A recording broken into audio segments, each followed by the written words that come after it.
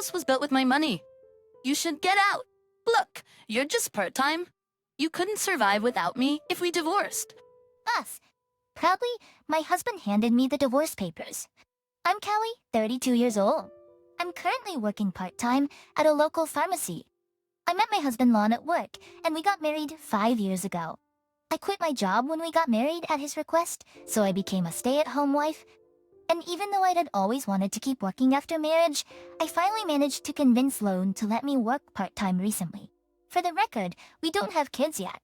I'd love to have a pet since I adore dogs, but Lon hates animals, so I've given up on the idea.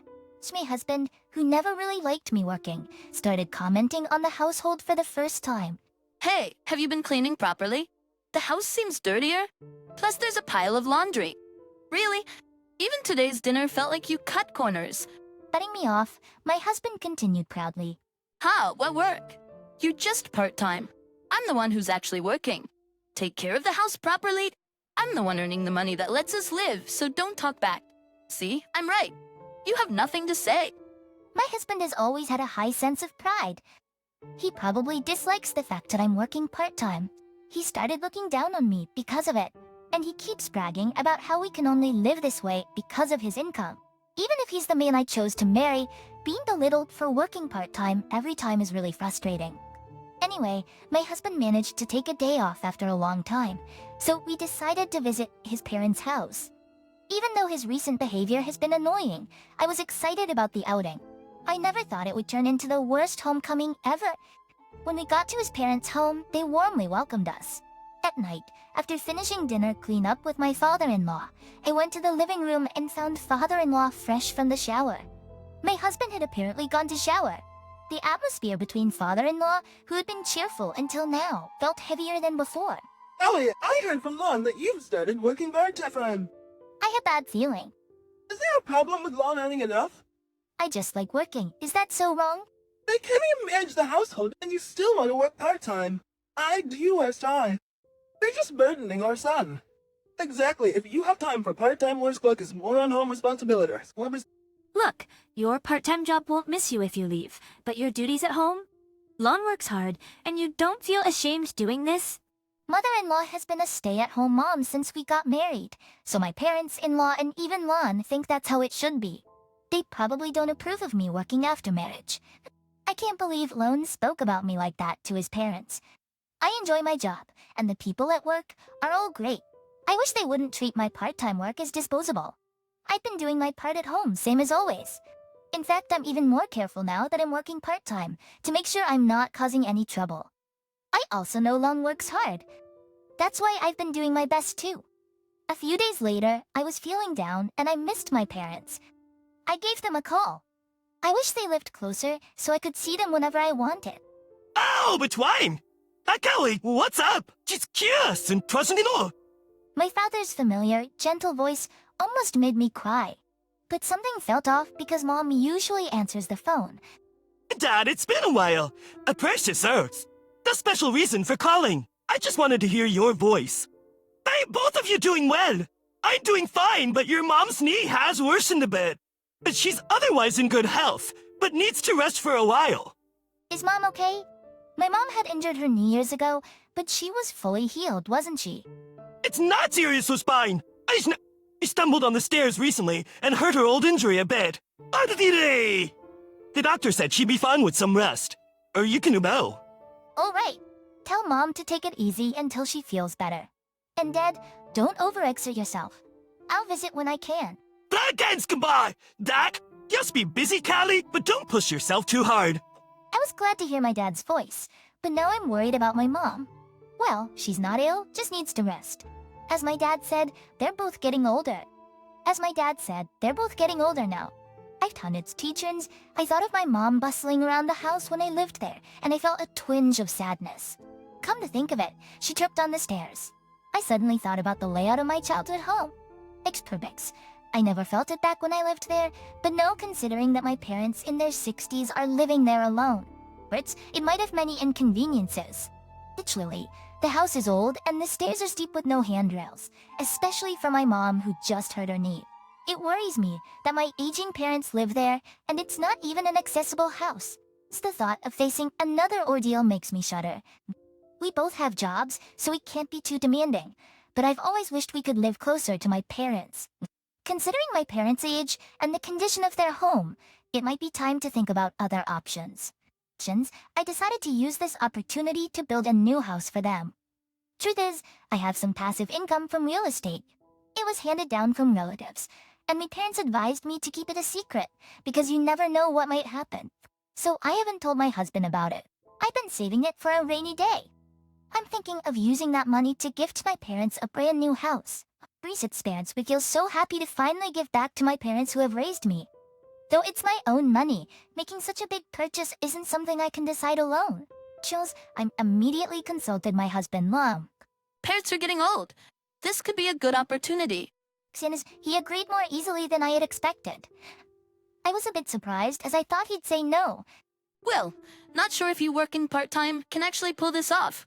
See, you're silent again. Can you really do it? Do your best then? I was happy he agreed so quickly, but the way he belittled me for working part-time honestly made me angry. I thought my part-time job had nothing to do with it, but arguing would be a hassle, so I ended the conversation. The next day, I began making arrangements for my parents' new home. From then on, everything went smoothly with the contractors. My husband didn't seem too thrilled about it, but he didn't say anything, so I didn't dwell on it. Then one day, I noticed a significant amount of money missing from our shared account. It had been a while since I checked the bank account, so I updated the passbook. I had no recollection of withdrawing $5,000 this month. It must have been my husband. But for what? I'll ask him as soon as he gets home tonight. When he got home, I asked him about the missing money. Then couldn't believe what I heard. He hasn't. I gave it to my parents. They seem to be struggling financially. We had some savings, so I thought it would be fine. Maybe they acted normal so they wouldn't worry about us. Got a problem with that. My words must have touched a nerve. My husband sharply retorts. It's my hard-earned money. I'll use it how I want. I don't need to consult you every time. You only work part-time and can't even handle things at home. You're getting a bit too high and mighty. He's annoyed with my silence. My husband slams the door and leaves the room. I always thought he left the house matters to me because he trusted me. That I was trusted. Yet, he didn't consult me this time either. If his parents were really struggling, I'd want to help too. I wouldn't oppose it. It's been 5 years since we got married, and it hurts to feel like there's zero trust. Things have been awkward since then, but life goes on as usual. We've had our share of fights in these 5 years. This time, too, things returned to normal before we knew it. I did wish he'd apologize this time, but I didn't want to ruin the mood, so I stayed quiet. In the meantime, our new house was completed. I heard that with newer homes, construction to updates can be quick, and it turns out it's true. I was excited and immediately contacted my parents to finalize the moving date. Since I heard the construction would be fast, my parents had been getting things ready. My mom's knee is bad and dad's not young, so they were handling the lighter tasks. For heavy furniture and appliances, we were going to hire movers. My husband and I planned to help on his day off. Finally, it felt real that I could gift my parents a new house. Little did I know what was about to happen.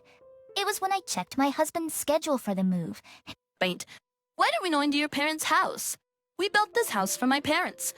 Don't act like you built it. You're just a part-timer. You don't have that kind of money. This house was built with my salary. It wasn't a joke. He was serious. I'm sure I told him that I was building the house for my parents. Could it be that he agreed so easily because he thought it was for his parents? He doesn't know that I have passive income. At this rate, he won't believe that I built the house with my savings. I decided to tell him about my passive income. He wouldn't believe me no matter what. What's worse, he claims that since the house was built with his salary, his parents had a right to live there. Hence, the conversation was over before it even began. Feeling like I had no choice, I thought I'd talk about it once more tomorrow. But the next day, my husband suddenly stormed in like this. This house was built with my money. What's you should get out. Chill, European, I built that house with my savings. Specifically for my parents. Being told to move out all of a sudden really put me in a bind. Well, you're just working part-time, so you wouldn't make it without me if we got divorced. Divorce? Out of nowhere. For a moment, I couldn't grasp what my husband was saying. Smirking, he handed me a pre-filled divorce application. Then he left for work with a smug look on his face. My husband has been belittling me for so long. He probably never thought I'd actually go through with filing the divorce papers. He might think he's intimidating me, but I can make it without his income. Fed up, I filled out the divorce form and submitted it. I packed my bags and left the house, headed straight for my parents' home. They were surprised to see me, but once they heard the story, they welcomed me warmly. Because I moved back in with my parents, everything was set up sooner than expected. We started living together in the new house. I was a bit concerned that I hadn't heard anything from my husband, but since I already filed for divorce, I was able to move in with my parents. I decided not to worry about it. A little while after I moved in, an unknown moving company showed up. Upon checking, I found out the items were being moved in under my ex-husband's name. Also, according to the movers, my husband and his parents would be arriving soon in their car. They were planning to move into the home where I live with my parents without even asking. We may have been married once, but we're divorced now, so he's a stranger. Moving in like that without asking is both unbelievable and frightening. I were also confused. After talking with my parents, we called the police. The police confirmed that since the house was in my name and we were already divorced, him entering the house could be considered unlawful entry. When my husband and his parents arrived, they were visibly shaken to see the police. His parents seemed clueless, but my husband finally seemed to understand the reality of the situation. What's going on? I told him, right? There's a Ren, explain yourself. He looked extremely rattled, getting grilled by both the police and his own parents. I'd never seen him so flustered. I didn't really want to have anything to do with him anymore, but I decided to submit something to the police. I don't know all the details, but from what I heard through mutual friends, he had a tough time. Besides, his parents had already canceled their housing arrangements, so they had nowhere to go. There were complaints from the moving company too. And due to the evidence I submitted to the police, things got even worse for him. It was proof of his emotional abuse. I had audio recordings from times he really got under my skin. After all that drama, I managed to secure settlement in the divorce. My ex-husband, he's drained his already meager savings and is now living off his parents' support. Rick got out of his workplace, making things super awkward for him. I used that settlement money to treat my parents to a vacation. They were thrilled, and so was I. I also invested the rest of the settlement and my savings to start my own business. It was a struggle at first, but now things are picking up and I'm getting some breathing room. So I finally decided to get the dog I've always wanted. Now life is fulfilling and fun every day. I'm genuinely glad I took the plunge back then. Take care, dear. But there's another reason my days are brighter. Oh, hi. Kelly, you're walking your dog too. Teebles, I met this handsome neighbor while walking my dog. Ayan! Kakabasan! I'm walking my dog. Do you mind if I join you? It's nada! It's